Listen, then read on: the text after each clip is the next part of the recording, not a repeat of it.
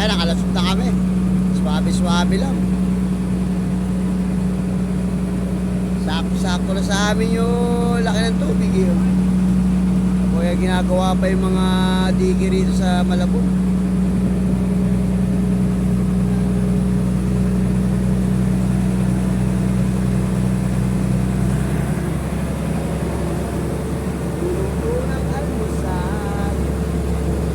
Okay na, dire-diretso na kami doon sa ano, problema lang natin to, mababaw ang tubig.